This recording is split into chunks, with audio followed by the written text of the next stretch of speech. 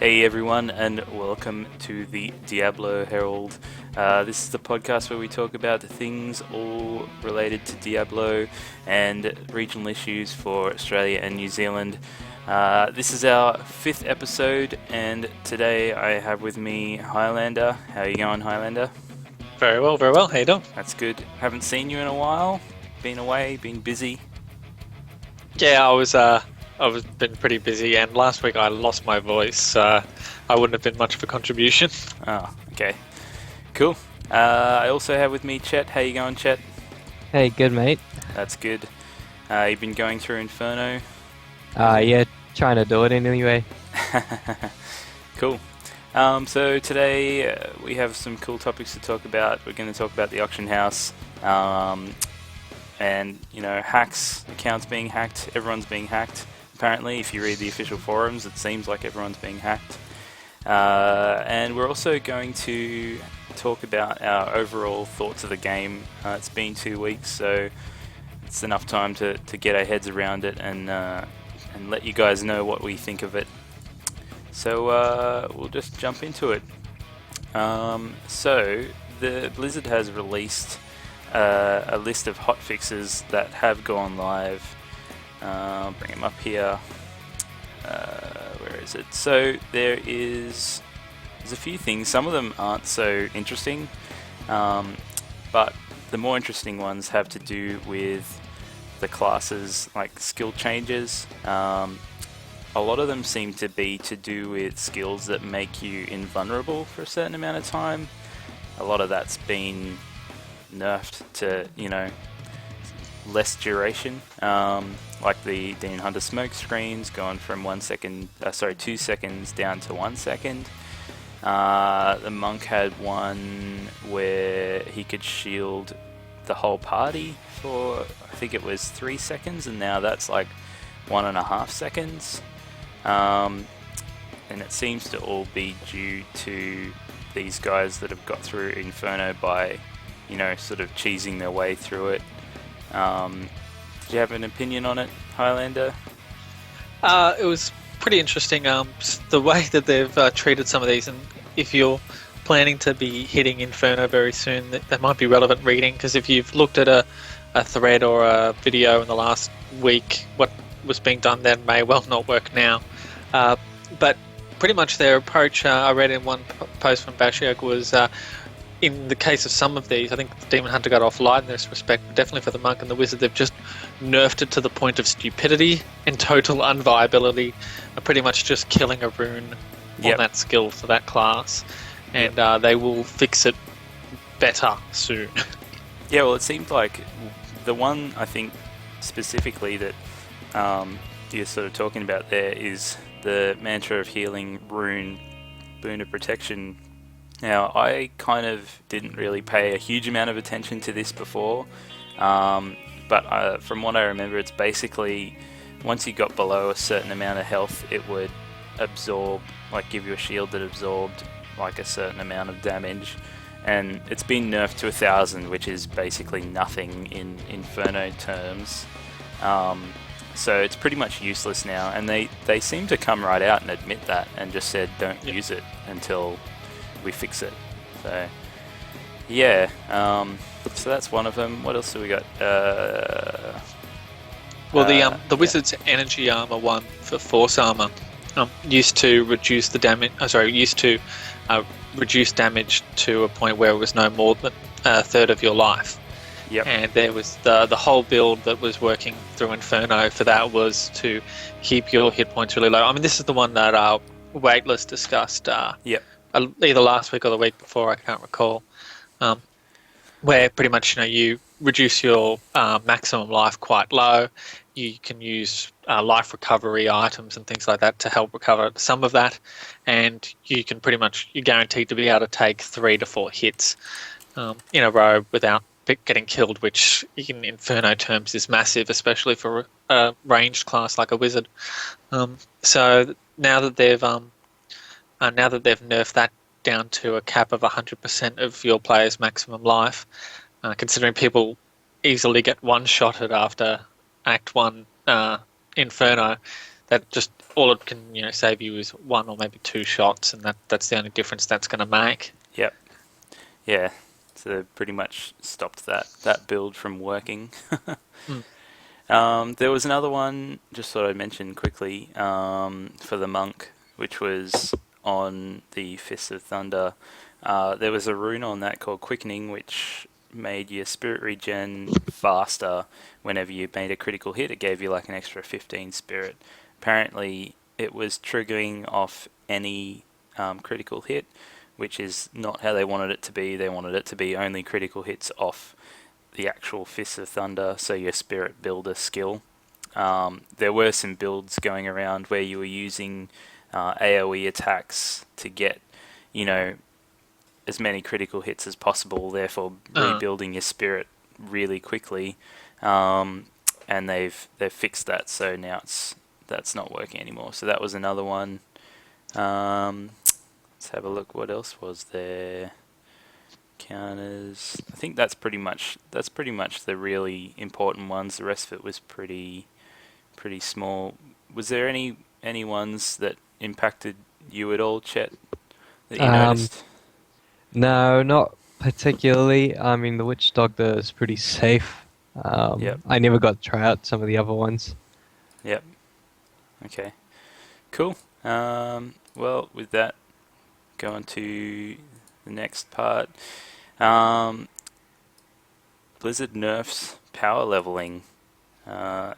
Did you guys read about how this power leveling was working? Chet, did you read about it? Did you try it? I read about it. I didn't have a go at it. I know a friend who got to level 55 in a day or something. Wow. So yeah, it's pretty crazy XP. So it was definitely working, put it that way. Yeah.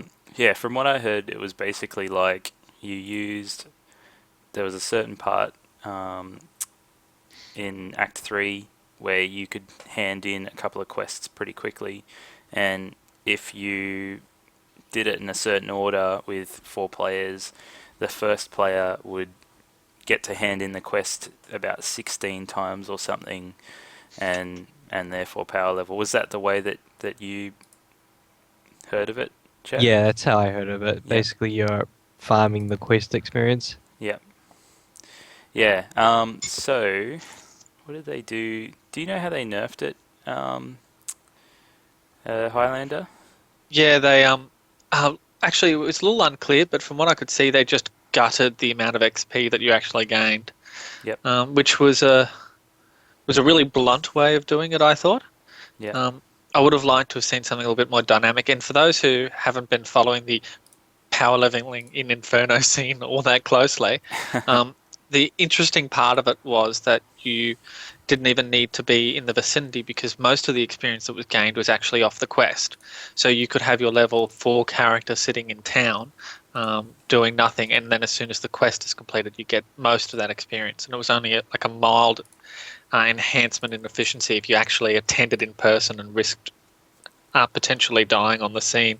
Yep. So and that was with the right at the end of the Act 3 boss, and the way they did it was they just gutted the amount of XP that you got. And I would have really liked to have seen them do something more like, if you're not at a certain level yet, you don't get the XP in town or the XP off the quest, or you only get a certain amount of XP off the quest after you've done it once before.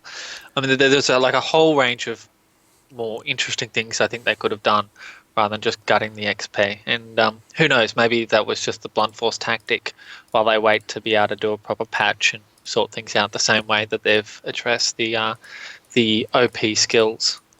Yeah, well, it might be one of those things where they just don't have time to screw around trying to get the right way to do it, and they just need to fix it up quickly before it throws things out of balance. Yep. Cool. Anything else to say on that, Chat? No, I think that's pretty clear. It's a quick fix. I'm sure we'll see something different later. Yep. Cool. All right. Well, our next topic is the auction house. It's been delayed indefinitely at this stage. I don't think they've given it a date yet.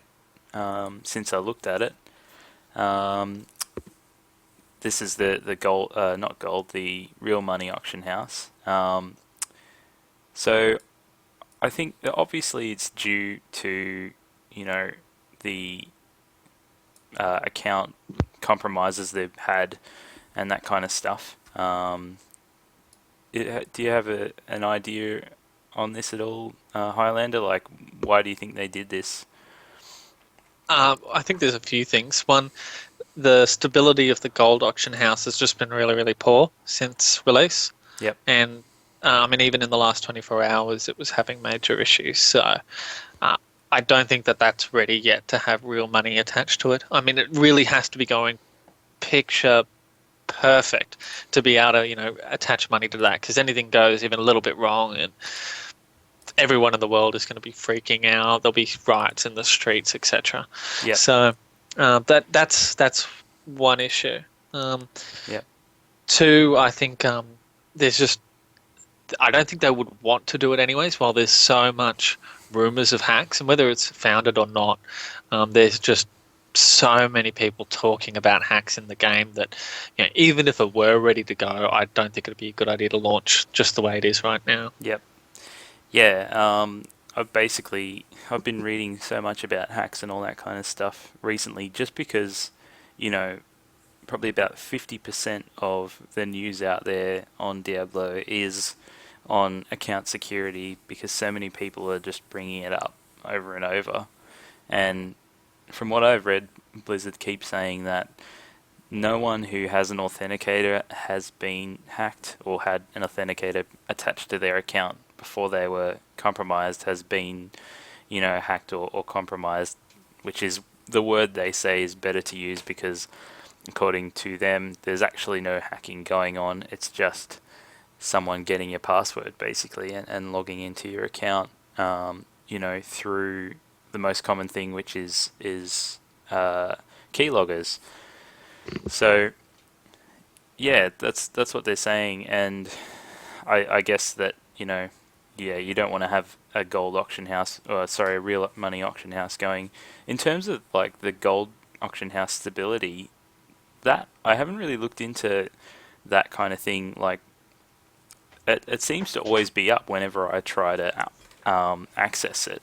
Have you guys tried to access the auction house and not been able to get into it at all? Chet, have you tried to get into it?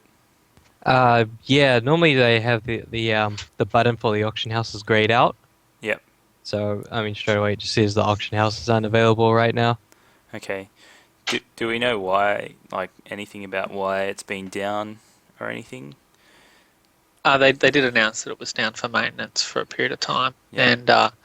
and at the same time that they did it, there was just a whole bunch of instability in terms of items you bought wouldn't have been able to be sent to your stash, and trades would show as complete but not done yet. And I mean, for anyone listening who hasn't been in with it the entire step of the or every step of the way, it really was just while they were doing maintenance that it was that bad. It isn't that unstable most of the time. Most of the time, it's pretty good. Yeah. But I still think that there's a whole lot of improvements that still could be made, just in terms of they've had a lot of consistently. I've found had a lot of lag in terms of you get timeouts on requests and things like that when you're trying to sell an item or buy an item. Yep. You would just do a search, you'd see something that's good, and go to buy it out, and it says that item's not for sale, but you do a search again and it's still there for sale, and you do it 5 minutes later and it's still there for sale. Okay. So, like, little things, not breaking things. If you just get to the mindset of just move on with your life, Yep. then you'll be okay. Yep. And I had that with I had a couple of items that I just could not sell on the auction house.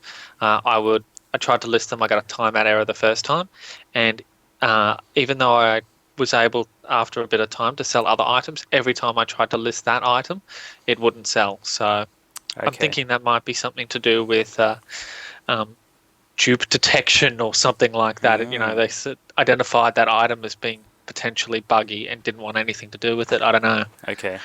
Oh, well, that's interesting, because, I wasn't really aware of exactly what the issues were. The only problems I'd really run into is what seemed like extreme latency of, sending items to my stash. It just seemed to be really slow, but it eventually worked. So I haven't really had any super issues with it at all. Cool. So let's talk about preventative steps for account security. Getting your account compromised. Do you have any friends that have had their Diablo accounts hacked or compromised, rather? From my perspective, no. Yeah. Don't know anyone. Yeah. I've got a couple of family members who have got accounts, and they don't have any authentication or anything like that on them at all. Yep. And they haven't had any problems, but they're not especially active. They're pretty low key players. Yep. And then but I haven't heard anything anywhere from anyone that I know, and I know maybe just not that many people, maybe a dozen people that I'd trust to give it to me straight if they got hacked. Okay. And not pretend they had authenticators when they didn't and whatnot. Yeah. Yeah. But I haven't known anyone myself. Yep. Chet, have you known anyone? No. All the people I play with, they have authenticators, and none of them been hacked yet. So Yep. I think it's a lot of stories being spun at the moment. Yep. Yeah, I can definitely see why people would feel embarrassed. I mean, I've had my WoW account hacked in the past, or not hacked, compromised, and I guess you do feel a little embarrassed because, there's always the thought of, well, it's usually from a keylogger, and that means that you've been somewhere you shouldn't have, and you're always worried about that sort of thing. But I have got an authenticator. I got one before the launch of Diablo 3, and I haven't had any problems, and I haven't known anyone that's had any problems yet. So I think it's a really, really small percentage of people, but that percentage... A vocal minority, though. Yeah, they can't play the game, so they've got all the time in the world to jump on the forums and complain. So yeah, I mean, it sucks, but, I think the authenticator is really the best way, and now that you can get it, as an app, it's really easy. Although I suppose not everyone has those kinds of phones. So yeah. Anyway, well, yeah, go ahead. Sorry, just to jump in. Yeah, from an Australian perspective, it is a little bit more annoying because if you have a smartphone, there's an app that's free. If you don't have a smartphone, then there is then there's a physical one which is sold at cost, but it's sold in the US at cost. So you are still going to need to get it shipped to Australia, and I don't know what that costs, but it's going to be more. Then there's also the question of what is an authenticator, because there's something that they only recently released in the last month or so, which is regarding what they call a dial-in authenticator at the moment. Yep. Or an SMS authenticator, Yep. and that just allows you to link it to your phone, but it doesn't actually work with Diablo. Yep. So I still believe it works on setting up an authenticator against your account. So if somebody got your password, they couldn't pop an authenticator on it without having a text get sent to your phone or something. And I've used that, and that works in Australia. Yep. But that's still not the level of protection when so the people at Diablo, the Blizzard staff, are saying when they say the word authenticator, they mean the one that works like ones that on bank accounts as well, where you press a little refresh button either in an app on your phone or a little physical keychain thingy, Yep. and you get a little new number that's an 8-digit or 9-digit number, something like that, and you Yep. enter that in. Yep. And there was a really good technical post by one of the tech guys, and this comes back the fire truck made this comment in chat as well, that just about people who don't have authenticators are the ones that are making all these claims, and sometimes they're saying that they have authenticators, and that some of these tech guys have just come straight out and said, no, you don't actually have an authenticator, and you never have. Yep. Which is pretty funny. And they've also had a lot of people saying, I can't believe that all this stuff would be happening so quickly. But the fire truck's point is that some of these people may have had their accounts compromised in the past, or either on WoW, or could be on StarCraft 2, could be just about anywhere, on the website, whatever, I don't know. Yep. But they've had their stuff compromised, and the hackers or the people who are doing naughty illegal things have waited until now to act. So Yep. not all of this, they haven't all been doing this in the last 2 weeks. They could have been waiting for some months to get this sorted. Yep, that's a good point too, because I think there was another thing that they said somewhere along the lines. They were saying that these organisations that are doing this, they're really, really smart the way they do it, and they know what they're doing.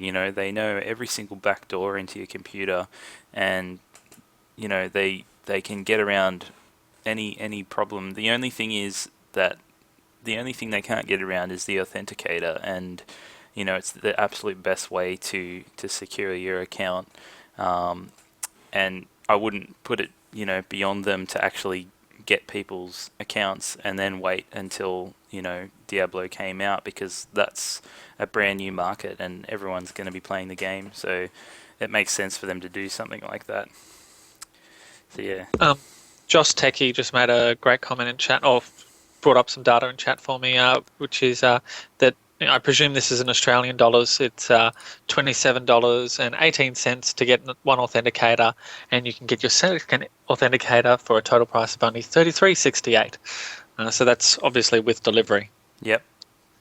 So that's cool. Cool. Yeah, that's good to know.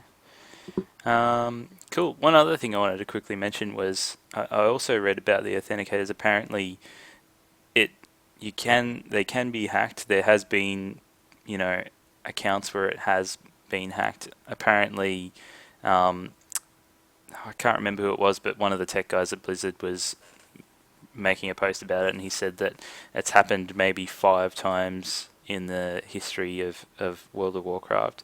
And apparently for it to happen, they have to have a keylogger on your system that can pick up the number that you type in with the authenticator, and then they need to be ready to log in within the time that it takes for that authenticator number to expire. I don't know how long that is, but it's pretty fast. If anyone has an authenticator, they know that you have to be pretty quick with those numbers. But it's pretty hard to get in if you've got an authenticator. So that's just one other point that I thought I'd mention. Anything else you wanted to mention on that, Highlander? No, not for me. Chet, anything to say about authenticators? No, I think Highlander's got it covered. I mean, they're pretty safe, especially if you know how they work roughly. It doesn't take that long to Google. So, yeah. I mean, use one. If you can get one, definitely get a hold of one. Yep. Cool. All right. So, now we're going to go into our overall thoughts of the game. I've got a bunch of different areas of the game that we can talk about. So, first of all, storyline. Chet, were you surprised? Do we want to stick up a spoiler warning on the video or something? Okay. Just before we hit this. Let's have a look here. I know, because I listen to these things on the phone all the time, and it's just people say just come back later, and it's just so frustrating. It's like, how much later? I need to know. All right. Let me find a spoiler sign. Hang on.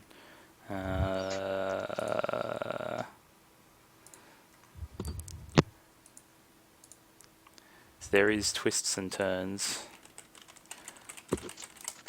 Let's see, spoilers. Come on, Google image. Don't fail me now.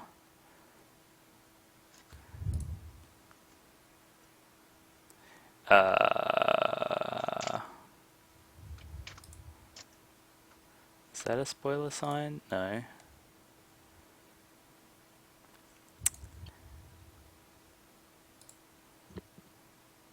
Here we go. I'm expecting an epic spastic spoiler. Alright. Cool. So we've got our spoilers sign up. Okay. So the story. Chet, what did you think of the story? Did you like it? Did it surprise you? Yeah, I quite enjoyed the story. I was surprised a little. I think there were a few hints at what was going to happen, and quite a few of them did happen. But I guess if you guess every possible scenario, something's going to happen, right? So I was a little disappointed that surprise was a little stolen from me, but I still really enjoyed it, and I rushed through normal pretty quickly to follow the story. Yep. Okay. Yeah, well, I mean, it was, for me, it was pretty much, I pretty much knew what was going to happen, unfortunately, and I think it was because of spoilers. Some pretty small whiffs of things, before the game came out, and it was like, okay, yep, I expected that to happen.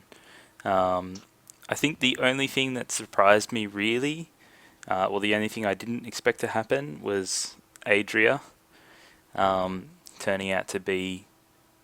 I don't know why I'm beating around the bush. We got the spoilers sign up, so Yep. turning out to be, on the Diablo side.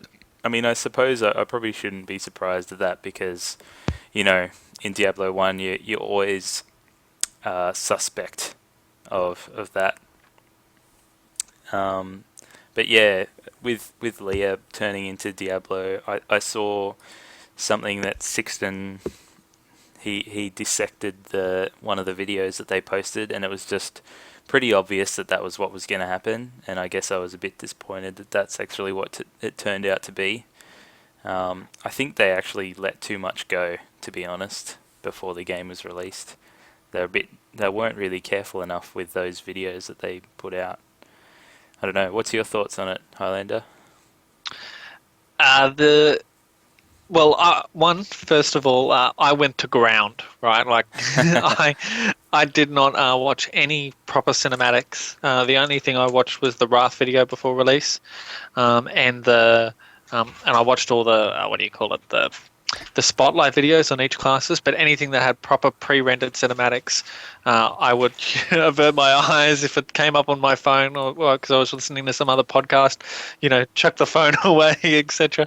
I was going really hard to avoid spoilers. And once the game came out, it was really crappy for me because I had such a gap between when I could actually finish the game and when I could. And just because I was so busy, it took me like a week or something just to get through normal, and that wasn't pretty. I was totally off the internet altogether. I wasn't looking at Twitter, wasn't looking at nothing. Yeah, I didn't hear from you for like a whole week, pretty much. Yeah, it was. I just totally went to ground, and it was hard, man. But that said, it was kind of predictable. Yep. And I didn't really get all that much. I think it could have been better. Yep. I'd really sort of hoped for more. And I've read a couple of interesting posts that put things better than I did, and that sort of resonate with me. There was one of the top posts on the Blizzard forum at the moment, and it's pretty high on Reddit as well.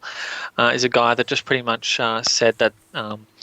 Belial doesn't lie enough, and Azmodan isn't strategic enough, and he pretty much just off the top of his head came up with like just an alternate storyline a little bit, and it just seemed really good. Yeah, yeah. Well, I saw that one. So, do you want to sort of explain exactly what that was? Is there a quick way of explaining it? I think I thought about that before bringing it up, and Belial doesn't lie enough. Is okay. the best way to put it. I mean, and look, I thought that there was some counter arguments. Like, I thought the whole of Act 2 was pretty cool in terms of you've got a lot of guards that are around, and they look like they're humans, but they're actually these what do you call them? When they're half snake and human body, I can't remember. But those things, they're his minions essentially, and that's kind of lying a good bit. Yep. And the whole thing of who he was and turned out to be Belial, that was kind of a bit see-through. But the way that you got engrossed along the way, ignoring the actual plot itself, was pretty good. Yep. But I definitely thought there could have been more. One of the things the guy suggested was, it'd be cool if they went the other way around and you saw monsters and they turned out to be people, and you'd actually killed some good people. Yeah. And that was pretty cool. I really liked that. And then the Iron Wolves could turn on you, or whoever or whatever could, the guard, the people could turn on you, and that would have been really, really cool. Yep. And Asmodan, who's supposed to be able to plot stuff, really is actually just doing a brute force attack through the front, coming out of Mount Ariat. There's Yep. nothing strategic about it. He's attacking. He has a lot of stuff. He's Yep. attacking with said lot of stuff. Yep. That's the strategy. And I think one of the comments that the guy had made in the post was something like, he makes, every cartoon villain's mistake of telling you exactly what he's doing, when he's doing it, and where he's doing it. And it's not really the master strategist way of doing things. So Yep. yeah, it's I suppose it does seem a bit juvenile, the plot, and yeah, wish that it could have been better. I think reading that thread just sort of made me angry, and I didn't want to read it because it's like, oh man, really could have been better. There was the whole bits with Magda as well. Just, haha, you missed me. Haha, you missed me again. Haha. It was just, yeah, all right. You're just gonna be everywhere. You're kind of annoying me now. So that I didn't really like that. That kind of got a bit old on me. Yep. And yeah, I mean, the way that they structured so many steps of the way with the act boss talking to you. Yep. Is just, well, it's very different to what they were doing in the earlier games where you didn't hear anything from that act boss until the very end. You didn't know what was going to be there. Yep. I remember walking into what's his name, Juriel's chamber, for the first time, not knowing what was going to be there. All I got was lag in the end because Diablo 2 was really bad on release day, if anyone remembers. Yeah. And insta death without seeing a single frame. But I worked it out who was there, and I had no idea. I wasn't expecting him, and that was a lot cooler, I thought, rather than somebody taunting you each step of the way. Yep. One of the great quotes on Reddit had somebody saying, "You've got Diablo there saying, you've you've closed that portal, but I've got another, and you haven't closed that, so ha ha ha." And it's just really, Diablo, you're doing that? You're Diablo. So yeah, I felt those parts were a little bit annoying and quite disappointing. Yep. Other than that, like the way the characters were, the good guys in particular, Yep. I liked all of them. I thought that was good. The way they did the storylines of all the followers was really cool. Yep. And I've gone through like clicking on every conversation every step of the way. Yep. And I really like that, the way they did the artisans. Everyone sort of got their own story to tell and things like that. I was really a big fan of that. Yep. So I don't want to be just the guy shitting on the game altogether. Yeah. Everything Tyrael related is great. Yeah, definitely not. It's sorry. Like the relationship between Tyrael and I've forgotten the other angel's name. This is really bad. Help me out here.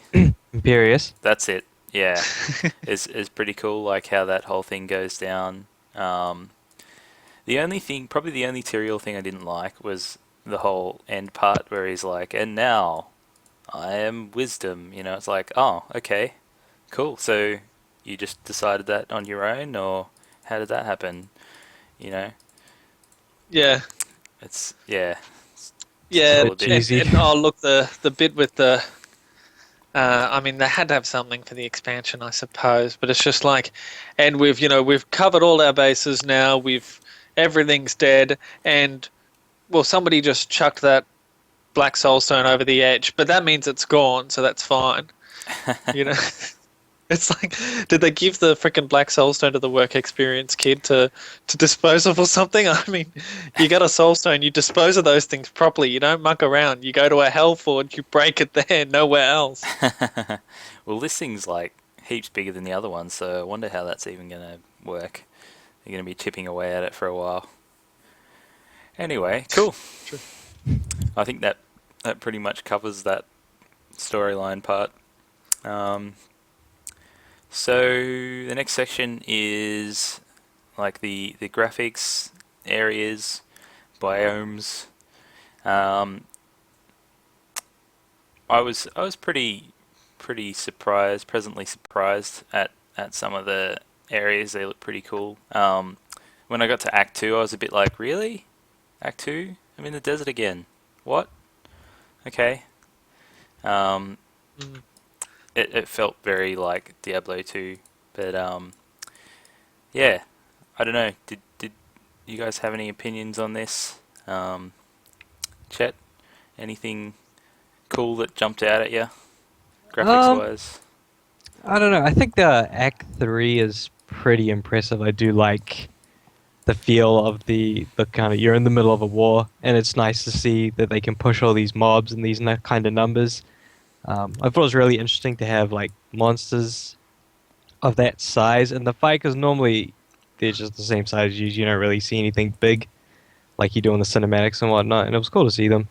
I was pretty disappointed with Act 4, actually. I thought that was the most dull act out of all of them. Yep. I thought Heaven would be a little bit more interesting, but it apparently wasn't. Yeah, they don't really do much with that, do they? It's kind of, you don't see anything super cool in Heaven. I Highlander? still think we need that alert, man. Oh, really? Yeah, Okay, alright. Cool. I'll put it back up. yeah. Actually, one thing that was quite interesting on that point was if you've ever seen some of the old art shots that were posted for the original version of Diablo 3. This is when the Blizzard North team were working on it many years ago. They all kind of looked pretty heavenish. Yep. So that's something that might have been in the pipeline for quite some time. Yep. Okay. I thought they pretty much scrapped everything that they did at Blizzard North. Yeah. They definitely like scrapped everything, but you can't scrap an idea. Yeah. What movie did I see that in? I can't Uh, remember. it's oh my god, it's jeez, I had a total mental blank. It was some guy talking about the difference between beliefs and ideas. Anyways, let's move We're on. getting way off Inception. topic. Thank you, That's Fire it. Trap. Thank you. Was it Inception? Batman. There's another one. It's not the one I was thinking of. Dark Knight, I Yep. think. Yeah, it's fairly All right. bland. It's fairly common. But sticking to the point, I'm going to get us back on track. Yep. Yeah, I really love the battlements and stuff fighting in Act 3 as well.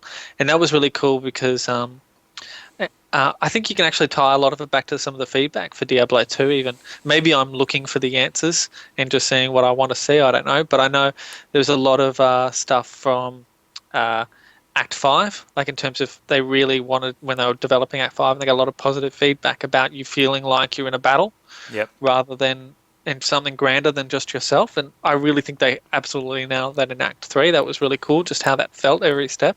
Yep. And there's a lot of positive stuff about Act 2 as well. A lot of people like playing in deserts. And with Act 4 even, there was I know that I saw in multiple interviews that Act 4, a lot of people said it was rushed and it was short and were complaining. But if you kind of look at the structure of each of the acts, each act kind of has two parts. For Act 1, it's, the Skeleton King and it's all undead stuff. Then the second part of it is like this search that goes on from there, and it's all about Tyrael, and the areas that you're fighting are much more different. Yep.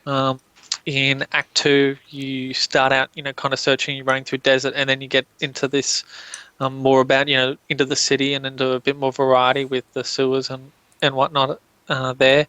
Act 3 is obviously much clearer in terms of battlements, and then you're kind of descending into the hell mouth, and down into hell.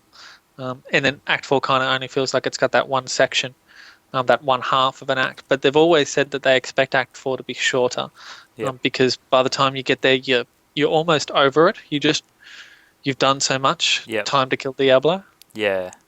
I would definitely agree that that's how I feel when I reach Act 4.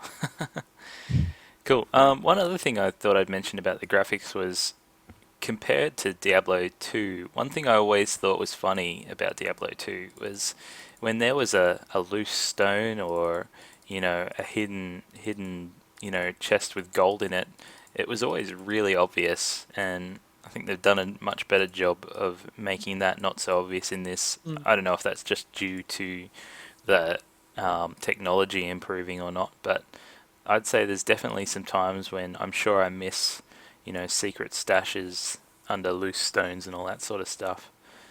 Um, so there's definitely a big improvement, I guess, with that sort of thing. Anything else to mention with graphics? There's not that I much. really like the backgrounds. Yep.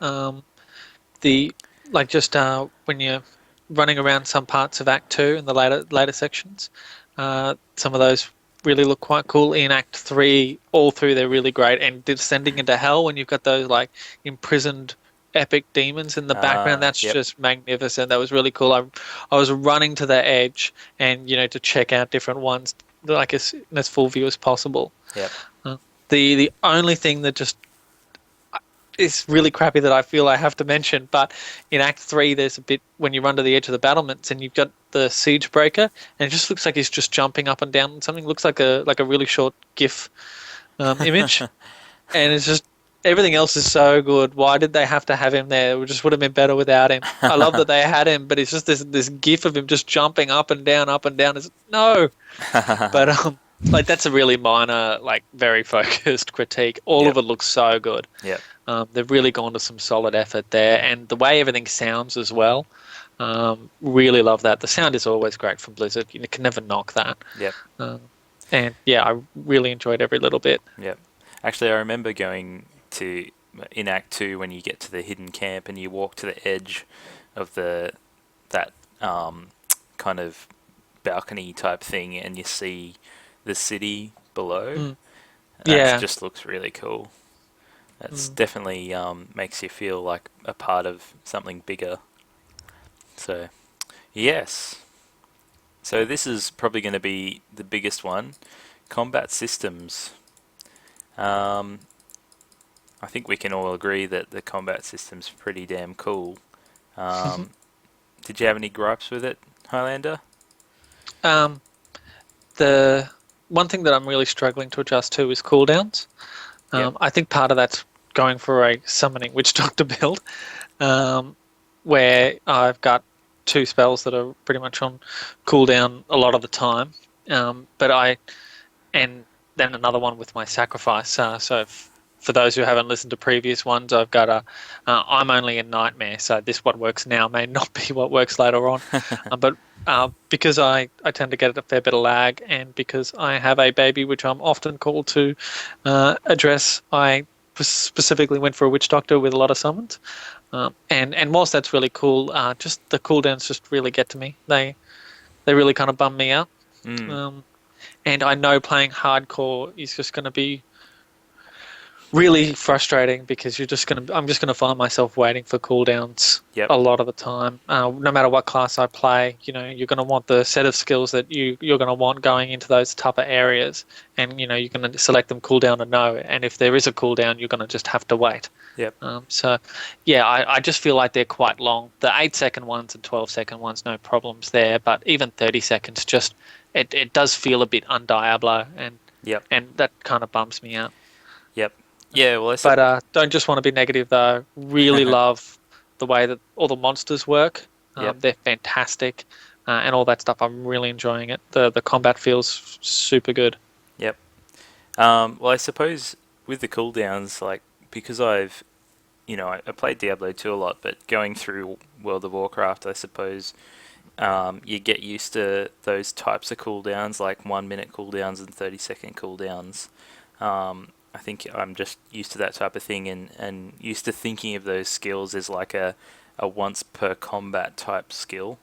But Chet's playing a witch doctor as well, so have you had any problems with cooldowns, Chet? Have you found it to be annoying, or are you just used to waiting? Yeah, I played a lot of WoW, so I'm used to waiting, but I think some of the longer cooldowns, like 2 minutes, they're not all worth having a 2-minute wait. I mean, if you have to wait 2 minutes before you engage a pack of mobs, it's just too long. Yeah. So I really don't like the longer ones. I think they need to tweak it a bit. Yeah. Even the pits are pretty bad. Like, they die quite quickly, and then if you have to wait for your pits to come back, you got to wait the 60 seconds or whatnot. Yeah. So you feel like it's like a waste of a skill slot with such a long cooldown? Yeah, pretty much. I guess depends on your build. Inferno, there's about two viable builds, and they have fairly short cooldowns, so it's not too much of a problem. Yep. Okay. One thing that I haven't had the chance to experience myself is just, and I'll be interested for your guys' input, is I have kind of looked at it when I've been sort of theory crafting in my head, thinking, well, really, I really only need to really sweat about those champions and those uniques. So really, those cooldowns would, or those skills would just be for those times when I really need it. So I'm not so fussed if stuff's on cooldown because I, again, really only need it when I really need it, and that should be 90 seconds, 2 minutes apart. That shouldn't be an issue. But that's not how I see people playing Inferno, and that's not what I'm hearing at all. Yep.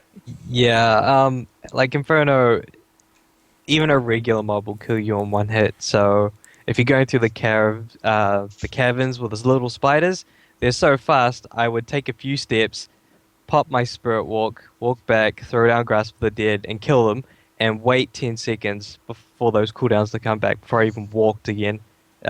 That's how ridiculously hard it is.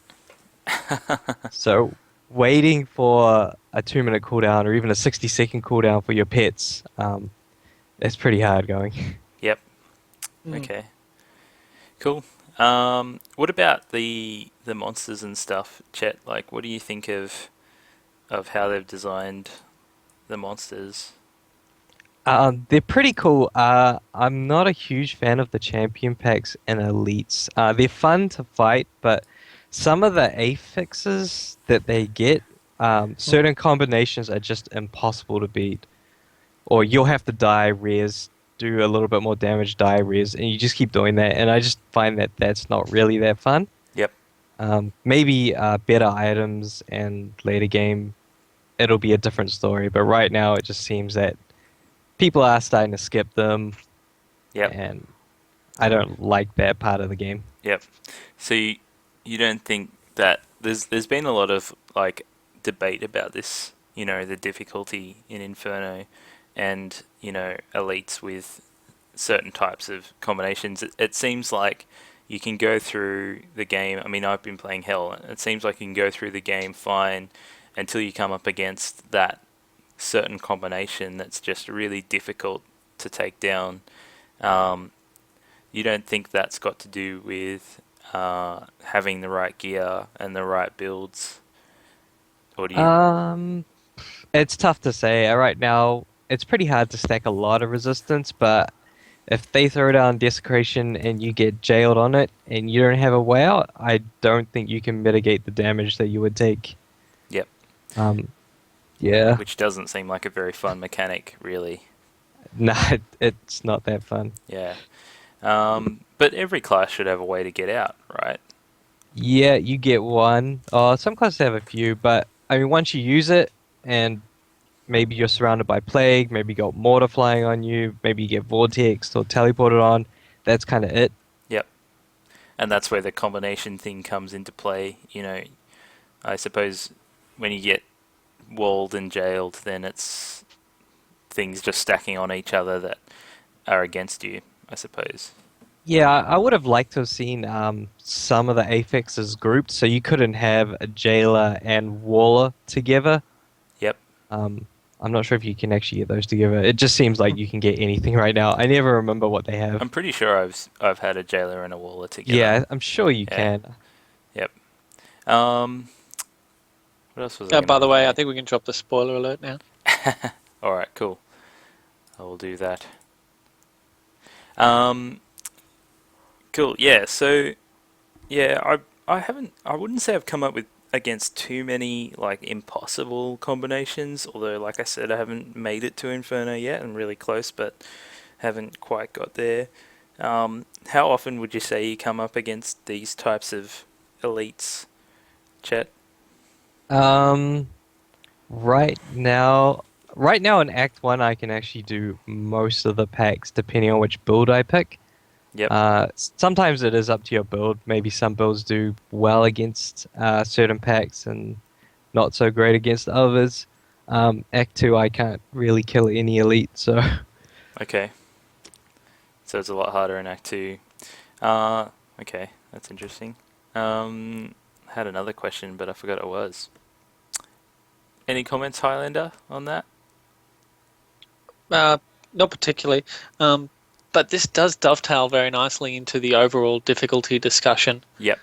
So we might skip what the next one we had in the agenda and come around to that, I think. Yep. Sure. So we... I might kick it off. Yeah, even, go for it. if that's all right. Yeah. Just that there's been a lot of whinging, complaining, concerns, legitimate concerns perhaps, just regarding the difficulty in Inferno, and there's been a lot of responses by the community managers. Sometime today, US time, I know we're expecting a big blog post on the front page of the BattleNet site just regarding what they've been doing at Blizzard's end in terms of patching and hotfixing and what they think of Inferno. Apparently, about 1% of players are in Inferno at the moment. Well, far less than 1%, according to Basho. Well, that's what he said a couple of days ago. I saw a post that looked relatively compelling in terms of some numbers some guy put together, indicating that it might be closer to 1%, but okay. It's hard to say. Although I think that might have been active players rather than like actual accounts. And, yep. Okay. You've always got this level of unsureness because you've got a lot of people that may have just bought Diablo because they're getting it as a freebie with their annual WoW subscription. So you never know how they're calculating anything at all. Yeah. But a few days have gone past since then, and people are hitting it every day. Yep. So yeah, just it's definitely no more than not significantly more than 1%. That's for sure. Yep. But yeah, just a lot of. Apparently, a lot of people are getting to Act 1 and handling Act 1 okay. As soon as they get to Act 2, they're really hitting a wall. And then Act 3 is just ungodly. Yep. But apparently the difficulty doesn't shift too much from Act 3 to Act 4, if at all. Yep. Which is what they told us prior to release, that you'd be seeing level 61 monsters at Act 1, level 62 at Act 2, and level 63 for Acts 3 and 4. So... That's pretty much in line with expectations. But I think a lot of people have been really concerned that it's just such a solid wall that they're hitting right now. Yep. But again, prior to release, they were telling us you are going to need to farm the end of hell to get to Act 1 in Inferno. You're going to need to farm Act 1 to get to Act 2. Yep. So we're expecting some serious, they've already indicated that you should expect some serious farming to get there. And I think, the game has not been out that long. Yep. I think people are expecting a little bit too much. Yep. For it to be too easy. And one thing that they did comment on was just that progress is just so linear right up to hitting Inferno. Yep. And then it spikes. Yep. So...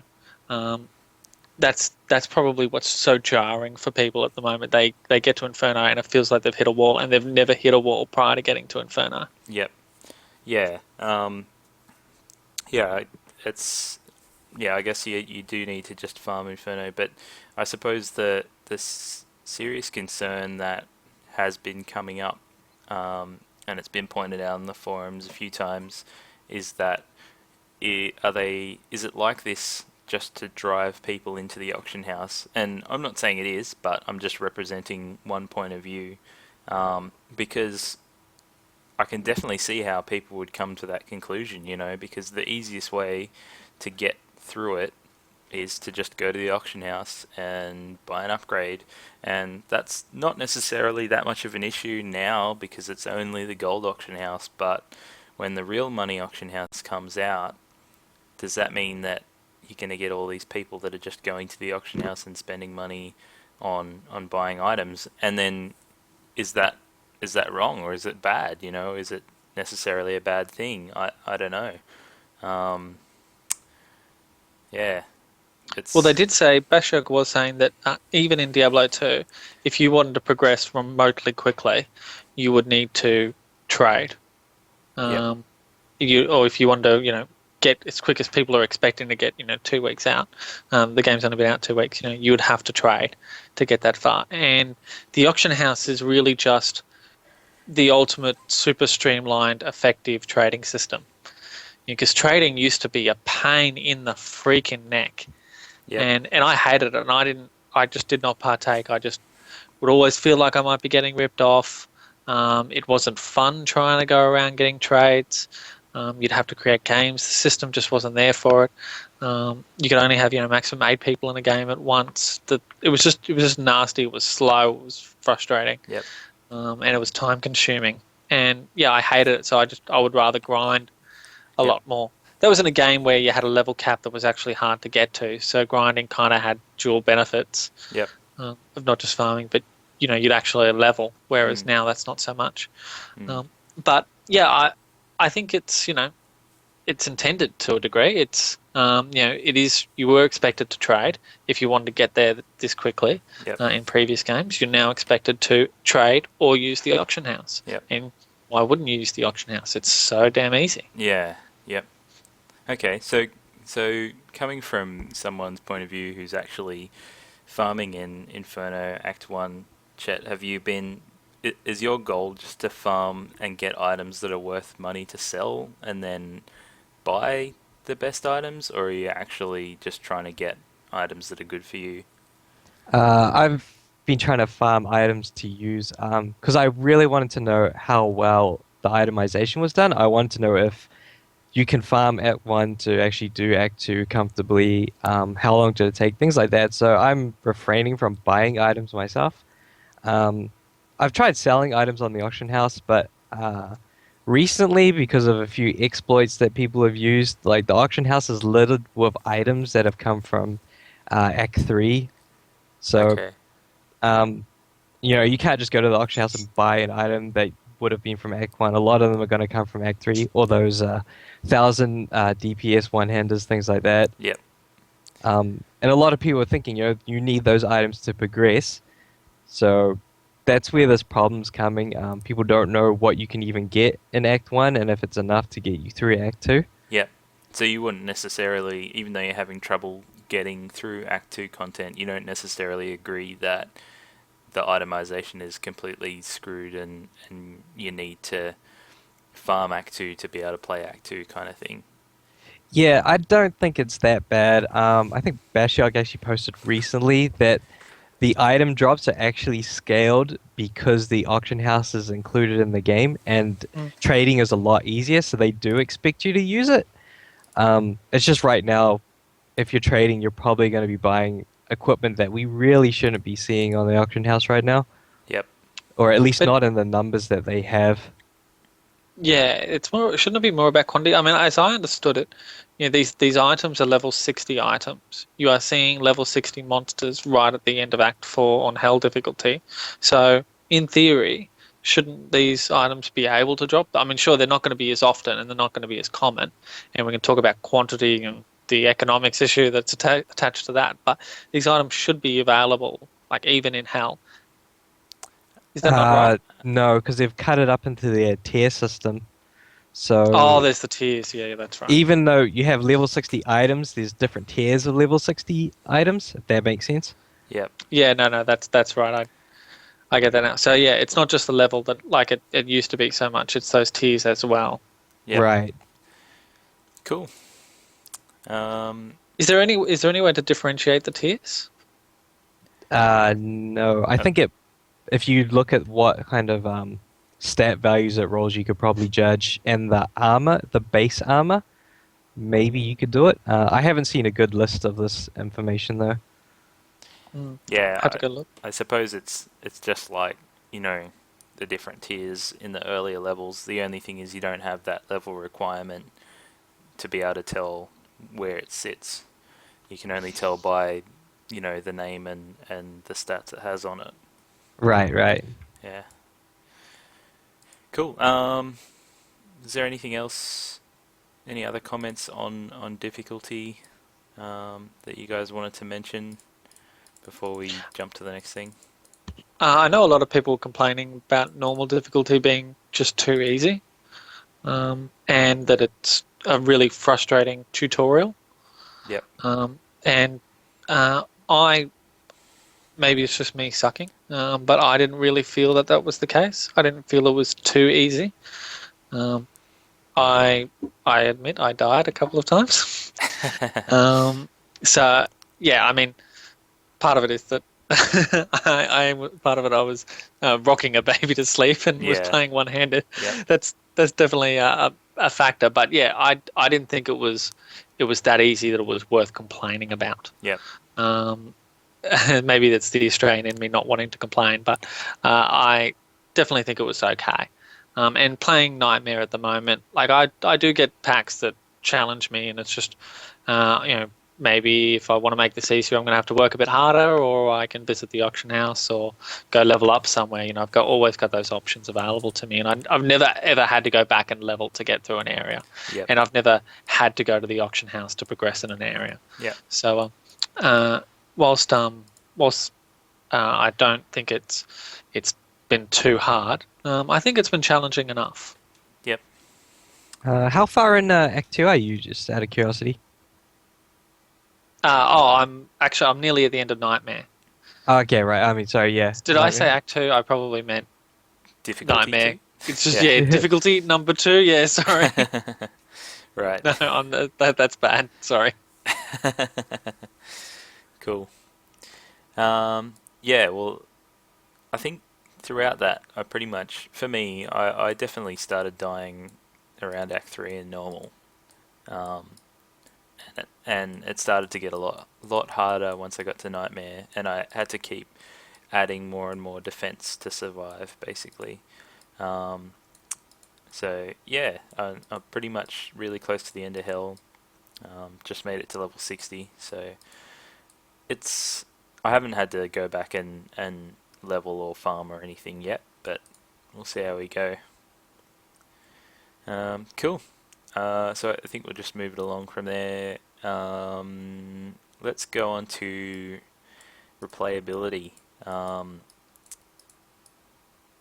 How long do you think you're going to be playing this game, Chet? Years? Yeah, probably years. I think I clocked out 170 hours so far. So 170 hours. It's more than most games you spend $100 on, so you can't really complain, can you? Yeah. I guess that's the thing, isn't it? Like there is just so many threads and people complaining, but in the end of the day, it's a good game, and I'm going to be playing it a lot. Like, a lot. So, I'm not all that worried, to be honest. Alright, what about, I mean, like, we're obviously hardcore fanboys. We're talking on a podcast where we're just going to sit here and talk about Diablo. What about, other people that you know that aren't quite as into Diablo as you guys are? Okay, so how do you think it presents from a replayability perspective for those kind of people? That's actually a good point. I think that's the funny thing. It's hard for us to talk from a point of view of that type of person, and I think one thing that we forget is that it's actually a really good game, and it's one of those things that's hard to sort of describe, but I think it's the feel of the game that is, really top notch, and, the combat system, when you sit down and play it, it just feels really fluid and nice, and most things are pretty easy to figure out as you go along, and I think the average person will sit down and enjoy the game quite a bit, and that's, I think that's something that we tend to forget because we're just used to it. But sorry, in terms of replayability, well, I don't know, those type of people I think tend to have a limited amount of time. I don't know, do you think that's correct? I don't think it matters in terms of like time per week, because I don't have that much time per week. But over the course of my natural life, I'm going to spend many, many hours on this game. I know that for sure. It depends, because I know that there's just different generations of gamers, and I played games in the 90s where if you died or you had to turn off your console, you did not get that save back. You had to start again from the start and work your way to the end, and that was annoying and hard. Yep.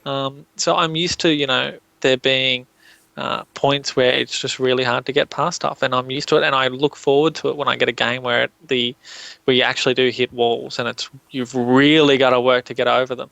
And I think a lot of the complaints from people has been as soon as that progression stops being linear and they start hitting a spike, they lose interest. And for some of the people that I know that aren't super interested in it, as soon as you go to them and when they say, I can't get past this area, I can't get past it, and they ask me for advice because I'm the local sage, then I'll be saying to them, well, you're going to need to go back, repeat the same area again and again, and farm some gear. And no, I mean the same area again and again. And if stuff doesn't drop, then it's not going to be guaranteed to drop. It just might not drop, and you're going to have to wait till you're lucky, or you save up enough money to buy it on the gold auction house, or pull out your credit card or something. But you essentially, there's no trick to it. There's no strategy. You're just going to need to work at it, and I can see that putting a lot of people off. Yeah. Yep. Yeah. Does that kill the community? Well, perhaps not.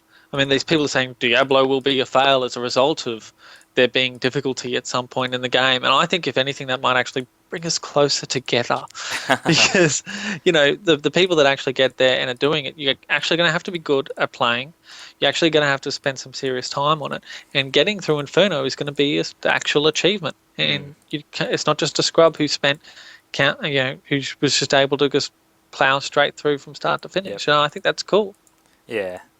Yeah, I don't see that type of person getting to Inferno though, and if they do, I think that's when they've gone into their cocoon, and they've come out as a brand new type of gamer that's into Diablo and into it enough to be able to take on those challenges to try and beat Inferno. And if they're not up to it, then maybe they'll start a new character, or maybe they'll have PvP, or maybe by the time they get to that stage, we'll have an expansion or some new content. Yeah, I don't know. I think it's going to take a while for those types of people to get to that stage. If they can get through hell, then I mean that's enough of a challenge in its own, I think, for that type of gamer. What do you think, Chet? I don't know, because even even nowadays, when a game comes out, I'll just play it on normal to play the game, see the story, whatever. I hardly ever go back and do the extra difficulties. Diablo is one of the only games that I do it, mostly because levels factored into it, and now we have Inferno. It's kind of like the insanity level that you unlock sometimes in games. Yep. And this is probably the only time I've ever really decided to approach it. I don't know that casual gamers that just come along are gonna want to do it. They'll get to max level, they'll finish hell, and they'll probably try Inferno, see how hard it is. I don't know if they'll stick to it though. It'd be interesting to see someone's perspective on that though. Yeah. Cool. Maybe we'll have to get someone on like that next time and see how they go. Well, with that, let's have a talk about some achievements. Now, we have an expert on this kind of thing. Highlander, do you like the achievements in the game?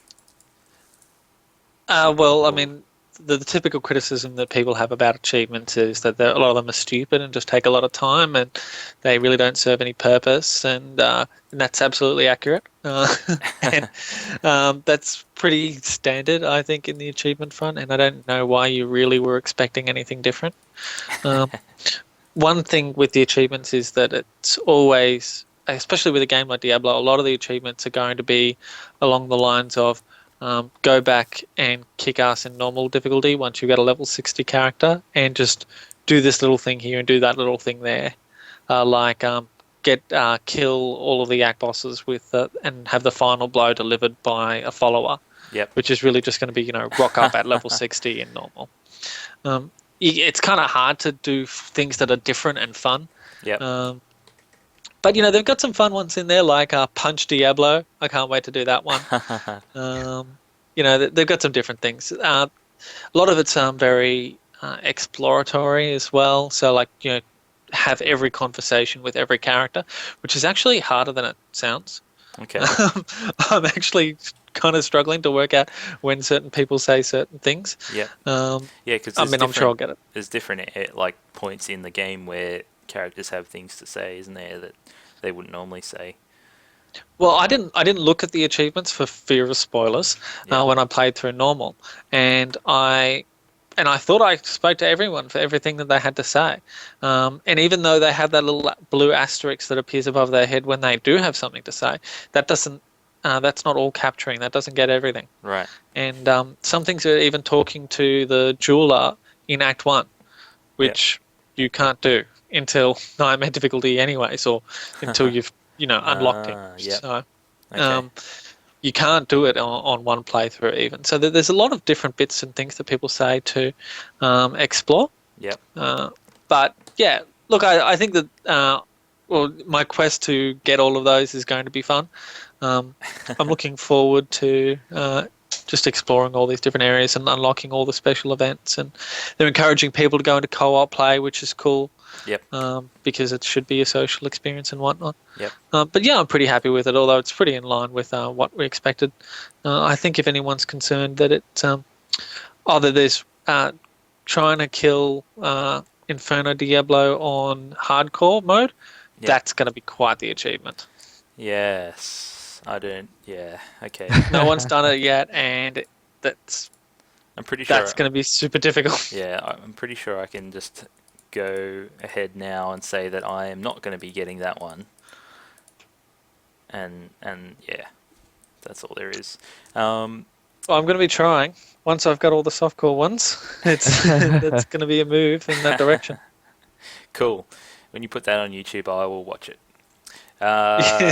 So also, there's been a couple of secret dungeons that have popped up. One called Development Hell, which looks pretty cool. Have you guys seen the videos of these? I think it's Jay Wilson is what type of mob is he? He's like a rock monster or something. It's the Unburied. The Unburied. Oh, the one where it's like everyone's bodies mashed in together. Not that one. Same, similar size, the big ones with the spikes coming out of it. Okay. I think that's it, yeah. Cool. So that's pretty cool. That's in Act 1. And another one in Act 1 I saw on YouTube called the Quality Well, which apparently when you go in there, it just has all named mobs that are named after some of the testers for the game, which is pretty cool that they did that, I think. Yes. So, the next section is on Battle.net 2.0. Now, it's all pretty new and different. It's a lot different to Diablo 2. I haven't really had any issues with it. I think, yeah, it's a lot different, but it works well for me. I don't know. I gotta say, I've got issues with that chat system. I don't know, John, if you've received messages from me that weren't intended for you, but with people I was playing with in game. Yep. But everyone on my friends list who started a conversation with me has copped random messages that don't relate to the conversation. You know what? I think I'm just used to it because it's the exact same chat system that's in World of Warcraft. So I'm just used to how that works. The only thing that I don't like is the whole tab, you press enter and you press tab and you got to press tab to go through to select what you want. And I think it's actually easier just to click on the name. But there is a bunch of shortcuts for that, like /P for party, and if you just press R, you can reply to the last person that you spoke to, all that kind of stuff. So I guess I'm just used to it. Well, the chat system in StarCraft 2 was really good. This chat system in StarCraft 2 was far superior to the one that they're using for Diablo 3. Right. Where you could actually pull up some little chat windows and stuff. Yep. And they've made the UI so good in so many ways. I don't know why they botch this. Yep. Why they just can't get the way you interact with people right. I don't understand it. Yep. Yeah, it definitely would be easier if you just had different chat windows with different people. There's also, I don't know if you guys have found this or if it's just me, but I've got Real ID friends that I've had on my list for a while, and that'll appear with their name, and then when they message me, I'll get their handle, and if I reply to one or the other, it won't seem to go through. Yeah, I have noticed that. I was wondering if they'd fixed it because I haven't had it since they put through a lot of those hot fixes, but I Okay. have noticed that, and I ended up starting to click on their name rather than pressing the R to reply, because that would then make the message go through. Yeah, I noticed that too. It's really annoying. Yeah, it just seems beyond me that they can't get this point right. Even being able to like keep in a like a public chat Yep. sort of thing. I'd love to be able to be present in a public chat. Again, they've got this in StarCraft too. You can be in a public chat. You go join a game. You can open it up in your game if you like. Yep. You come out. You're still in that chat, etc. Yep. I'm sure you're not going in and out of games the way you are in something like StarCraft, but it's there. I don't know. I don't get it. I just don't get it. Yeah. Yep. Cool. Chet, any gripes with the Battle.net 2.0? It doesn't bother me so much, but then that's because I rely on forums and websites for communities more than public chat channels. Yep. But yeah, no, true. StarCraft 2 does have a better system. Not the best system, but definitely a better system. Yep.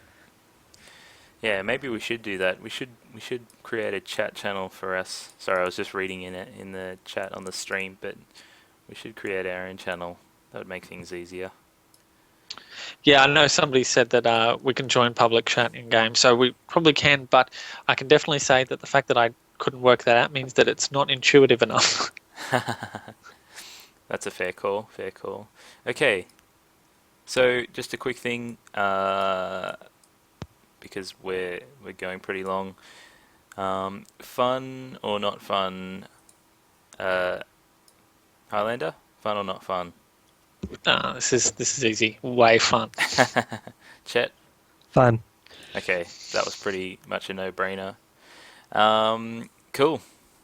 So let's go on to some gameplay things.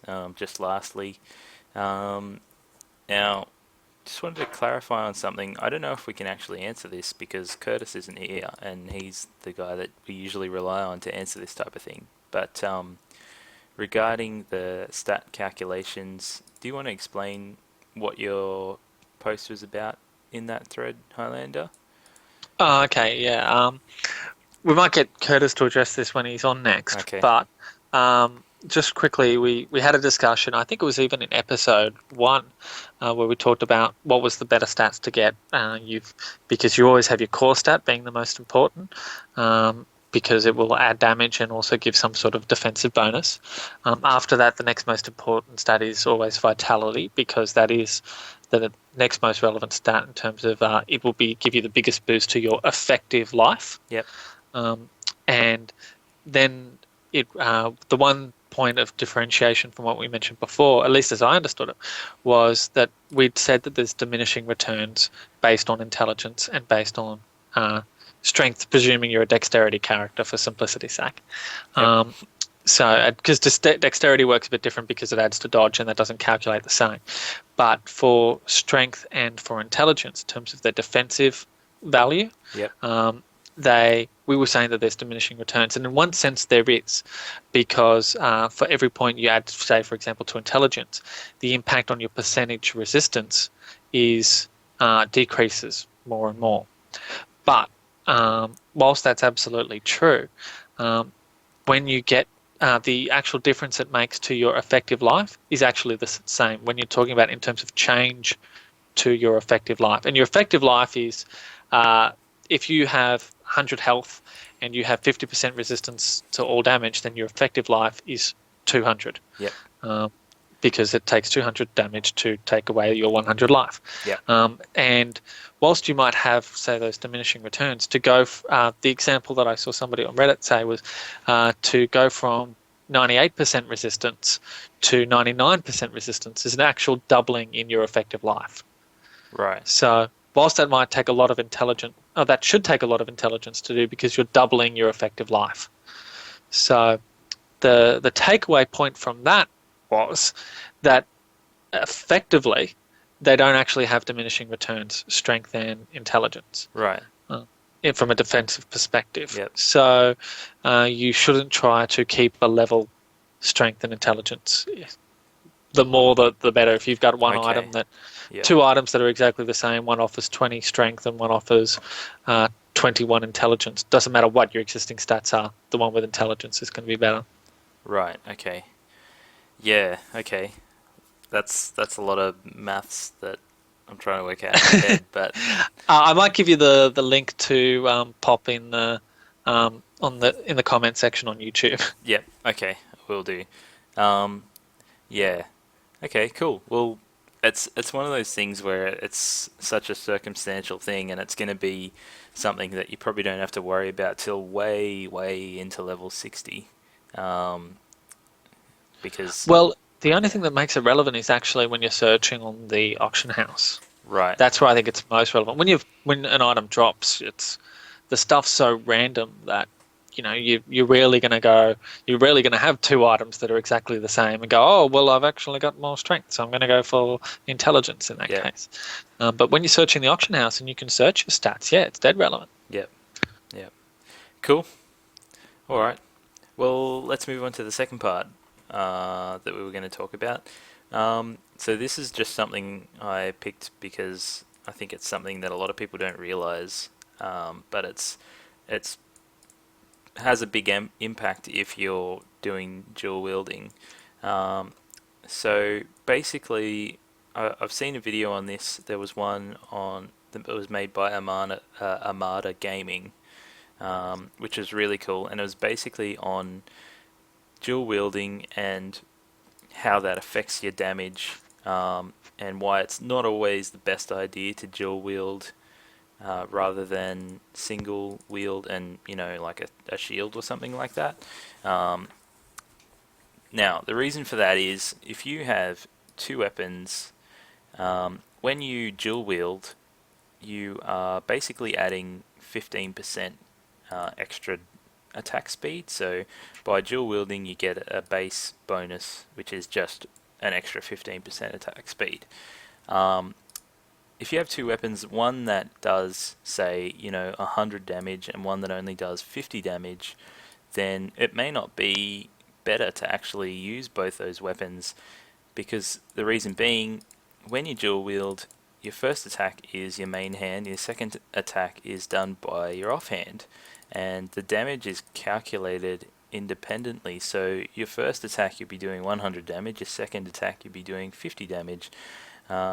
Now that makes 150 damage. If you were just using one hand and you just used your 100 damage weapon, you would do 2 attacks each at 100 damage. Therefore you're doing 200 damage in 2 attacks rather than 150 damage. And that's why dual wielding is not always the best way. Now obviously you've got to then calculate the attack speed bonus in, which means that you're doing more attacks faster, which means you'd be doing more than 150 damage. But if your main hand does a lot more damage than your offhand, then it may not mean that your DPS is actually going to go up. So you might actually be better off grabbing a shield and getting some defense, and you'll actually be doing more damage in the long run. So I'll put the link to that video in the notes so that people can see exactly how that works. But I just wanted to quickly explain. Does that make sense, Highlander? Did you understand what I was saying there? Yeah, pretty much. You just got to. It comes down to that damage per second always, but it's just good to know that 15% point is that break even point, so to speak. So if your offhand weapon does 15% less damage, and that's damage per second, as per the calculator, which takes into account your critical hits and all of that, then you just shouldn't have it. And then you've got to weigh off, like you said, the benefits of putting something else in your offhand, such as a shield. So it's probably not going to be quite 15% where you've got your break-even point. Yep. And I thought that was quite interesting from a couple of reasons. One, when Blizzard were talking about what's a good items set up for the casters, whether you should just be all carrying around a massive axe because of the way the damage is calculated on a percentage of your base damage. That was something that people were really concerned about, and because you got this offhand weapon, so your offhand item like a mojo for a witch doctor, for example, will add damage to your attack without. It'll actually be much more effective than dual wielding would be for another character, because those other characters will only get that 15% extra DPS if the two items were the same. That was in both their primary hand and their offhand. Okay. They'd only get that 15% benefit. So the long story short is, it doesn't make that big a difference. If you've got something in your offhand that's going to increase your damage, then that's going to help even more. And I think it's especially relevant for demon hunters as well, because they've got the option of dual wielding their pistol crossbows, but that's going to give them, if they had two identical pistol crossbows, they're going to get that 15% bonus. Yep. But if they put in a quiver with no other stats whatsoever, they've got a 10% bonus that comes out of the quivers as a default. Yep. So the difference between dual wielding for a demon hunter is pretty close to negligible. Yep. Right. Well, that's an interesting point, because that's not something I'd thought about from a monk's point of view. So just a quick question, and I don't know if Chet knows the answer. He might. Like the skills that you use, are they always using main hand? I don't know. Do you know that, Chet? Are they always using the damage off your main hand, or is it alternate? No? Did we lose him? Oh, maybe we have. Oh no, it's still here. I think they changed it. So it depends on the skill whether it's always using the main hand or not. Right. Okay. That's a question that I am not 100% sure about. I'm pretty sure for Monk the spirit builders are always alternating. I'm pretty sure. Just only from looking at the damage that I'm doing, it seems like when I've had one that's done less damage, there has been a difference. So, yes. Cool. I think that's pretty much it. There wasn't anything else that you guys wanted to mention quickly before we end it? No, I'm all good. good. Okay, cool. Alright. So, this has been the Diabloherald. You can see us on youtube.com/Diabloherald. You can always catch us on Twitch TV/Diabloherald as well. There will be an audio version on iTunes if you would prefer to listen to it that way. You can also contact us on the D3 Down Under forums, which is just d3downunder.com. We have a Twitter if you want to shoot us any questions there. It's just at Diabloherald, or our email, diabloherald@gmail.com. Also, Highlander has a YouTube where he posts a bunch of stuff. Do you want to quickly tell us about that? On occasion, as it seems now. But yeah, you can catch me on youtube.com/ScottishMoo, and anything that doesn't make video status always gets tweeted. Do tweet things that are extra relevant to Australians and extra relevant to achievements, but anything that I think that's cool in the Blizzard realm, and that's at HighlanderSC. And I also have a YouTube series planning to be released in conjunction with a fellow called Ziggy D, who I've played a fair bit of StarCraft with and is pretty well known in the Australian StarCraft scene. And I'm going to be doing that with John here as well, and maybe Chet, we'll see. I'm excited about that. But we're looking to play a bit of hardcore, and the plan for that is to follow up after we finish our podcast, which we kick off at 7 p.m. Australian Eastern Standard Time, or GMT plus 10. We're going to have our show, and then probably planning at this stage to kick off into a hardcore playthrough together, which will be live, and you may get to witness ugly deaths. And then following that up on the Thursdays at 8 p.m. Australian Eastern Standard Time. These are just draft times, but if you follow us, if you subscribe to me or follow me on Twitter, you'll definitely get those announcements. I'll make an announcement video once we firm those times up. Yeah, I'm looking forward to that. That should be a lot of fun. Cool. Well, this has been the Diabloherald. Thanks for listening, guys. See ya. Bye. See you.